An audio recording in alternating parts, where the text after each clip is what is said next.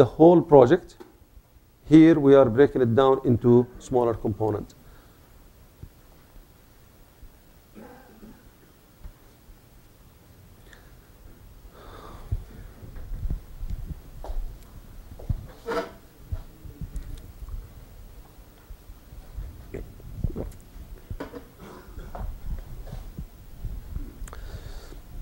Now, if you look at a detailed estimate, detailed cost estimating, detailed cost estimating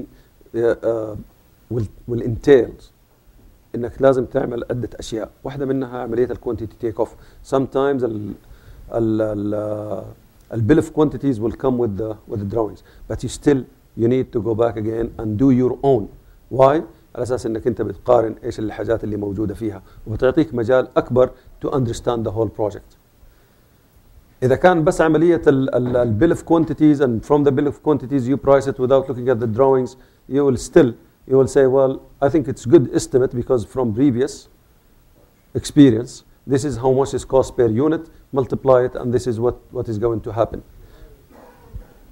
We used to do that. But most of the time, a lot of contractors feel in the trap of bidding even lower. A lot of contractors.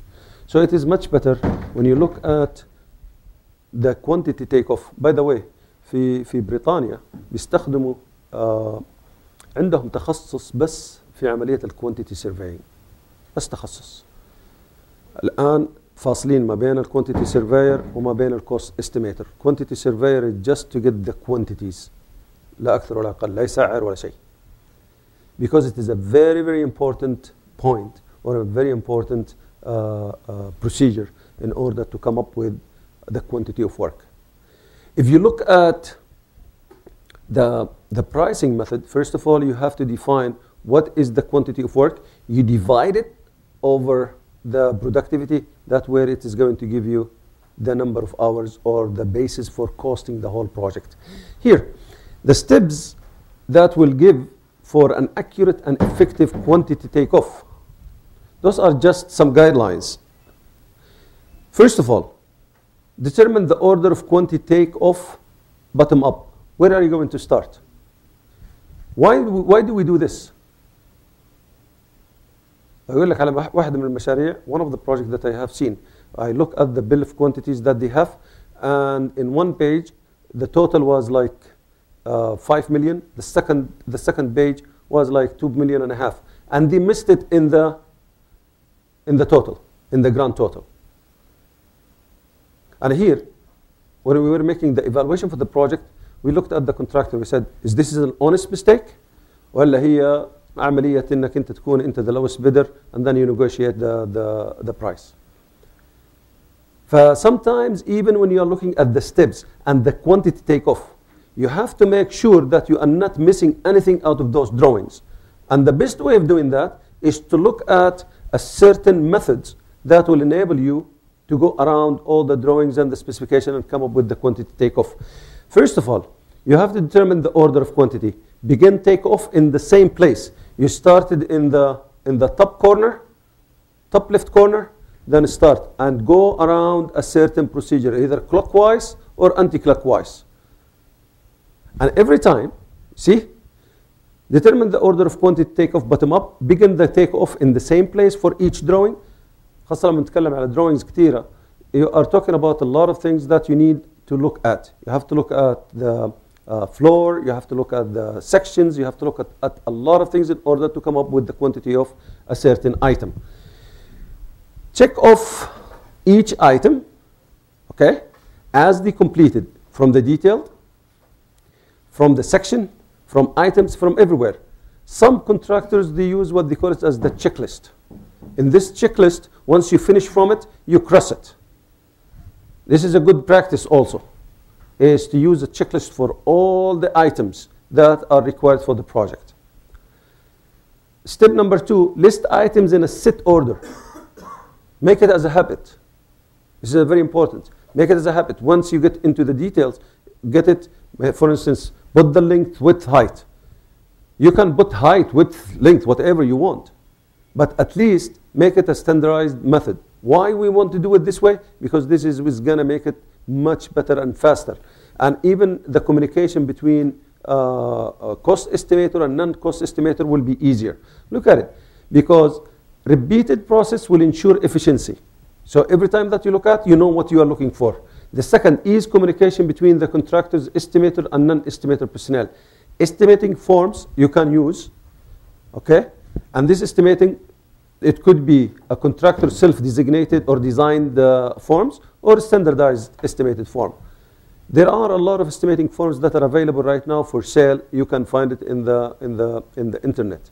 People, they are standardized, okay? But you can also prepare your own forms. For the forms, they come in 3 different sheets. The first sheet is what we call it as the quantity sheet. And from this sheet, we will get all the quantities. All what we're looking for is to use for taking off and determining the work quantities. So I need the length, width, and height.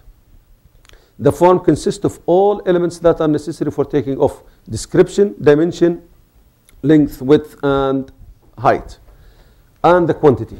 So this is the only sheet that you will get the quantities.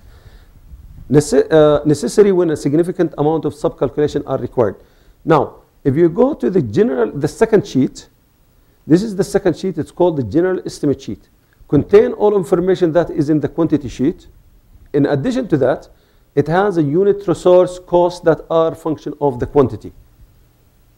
Okay?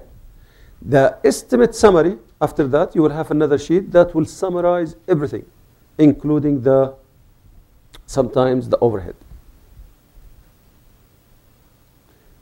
The final step, now this is very, very interesting when you look at it, especially when we deal with multiplication and division.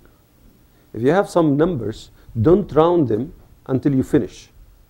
It makes a big difference, believe me. So utilize the result of a certain calculation several times to determine the quality of work for several different items. Super items calculation, there will be some item that you will be using it in so many different estimates. Measure everything as it shows. Measure it as it shows.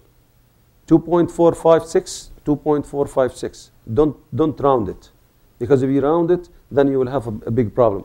Never round off numbers that are part of a multiplication or division process before multiplication or division is made. Even if the product of a division is going to be used for another multiplication, don't round it. Just keep it as is. Round off the result of the multiplication or division process to the nearest number of significant figures of the smallest number.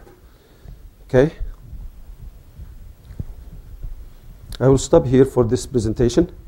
And if you have any question, then we will come back over here, maybe in 15 minutes. Okay? But I would like to see what kind of question that you have. Do you have any question? Yeah?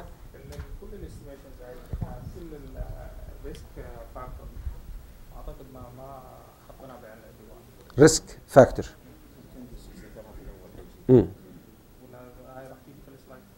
هتيجي في السلايد التالي بعدين نتكلم عليها. اوكي؟ ايش تبغى؟ اوكي. Any other question? Yeah. اعطيها. اخوان بس ترى في ميكروفون بين الكرسيين. بالنسبه للبرزنتيشن ان شاء الله بعد ما تعبون الابلكيشن اللي عندكم للفيدباك والتقييم ان شاء الله برسل لكم اياه على الايميلات، واذا في اي شيء ممكن تكلموني بعد المحاضره. تفضل. لو سمحت حضرتك، في بعض المشاكل ان بتبقى البيل اوف كوانتيتي الكميات اللي جايه من المالك متقدره بالخطا، ففي الحاله ديت ازاي يتم التسعير؟ يعني انا بحسب الكميات بقارنها بالكميات اللي جايه في البيل اوف كوانتيتي، بلاقيها في بعضها كبيره جدا وفي بعضها صغيره جدا، فازاي يتم التعامل في الحاله دي مع التسعير؟ عمليه التسعير خليني اقول لك عليها كيف تسويها. انت بتسويها على اساس انه what is the actual one is going to be. بيطلع لك التسعيره ان هناك بتصير بيها كل البد عن طريق البيل اوف كوانتيتيز بتكون in unit price. So it doesn't matter what is going to be, what if he is making it as a correct or not correct numbers for the quantity, right? بس انت بتسويها على اساس انه الكوانتيتي اللي هو موجوده فيه اوكي الاكشوال. ليش الاكشوال بالنسبه لك انت؟ because your price is going to be higher than if you consider it as for this quantity. The bigger the quantity, the smaller the price that you are going to put, isn't it? لأنه عندك أنت overhead will be spread over a bigger quantity. The smaller the quantity, the bigger the unit price is going to be. لأن your overhead is going to be higher. So you have to make sure that whatever you are going to put is going to bring back, to give fair price first of all, and not to lose the project, and at the same time that you are not going to be affected by this error. By the way, I don't know, I have seen a lot of projects where they have a condition in there. They say the variation between the actual and the estimated one, or this price is only for quantities that will vary between plus or minus 10%. Isn't it? Sometimes this is what they have in the condition of the contract. هو حضرتك في بعض المشاريع يعني بيشترط ان في النهاية المشروع مقطوعية، فانا ممكن احسب على الكميات الحقيقية وبعدين التوتال هو اللي هيهمني في الاخر. انما للاسف في بعض المشاريع بيبقى فيه حصر الكميات في النهاية، فبتبقى فيه مخاطرة في تسعير البنود ان كمياتها كبيرة جدا، ومعروف انها في الطبيعة هتبقى كميات قليلة جدا، فبتفرق في السعر، فدي بيبقى التعامل معاها فيه نوع من المخاطرة شوية. فانا كان سؤالي تحديدا عن النقطه دي تحديدا يعني. وانا بقول لك ازاي يعني بتسويها، بحيث انه لانه الريسك الان ليس على المقاول، الريسك على اللي هو اعد البيل اوف كوانتيتيز، and usually this is the owners. بعض الوقت حتى الميستيكس، بس الاكشوال بيمنت to you. انا عارف انه في الاخير انت عندك انت المقطوعيه، ولكن الاكشوال بيمنت is going to be in the actual whatever you produce multiplied by the unit price, isn't it? فإذا كانت الكمية 100 and you finished only 20, or this is the actual is 20, you're not going to be paid for the 100, you're going to be paid only for the 20, isn't it? فعشان كده بقول لك you have to deal with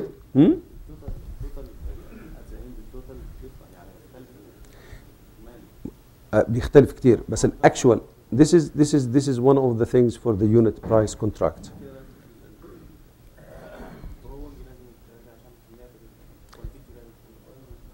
عشان كده this is one of the things that I'm saying. You have to read the drawings, you have to define it, you have to have your own estimate, and then reflect whatever you want in the bill of quantities. In the bill of quantities, you have to write it down. I know, especially in government bill of quantities, you have to write down all the prices unit by unit, right?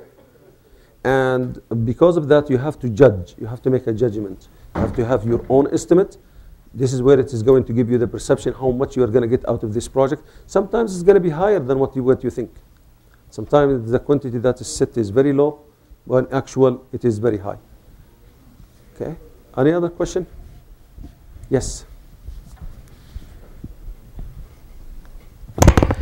السلام عليكم.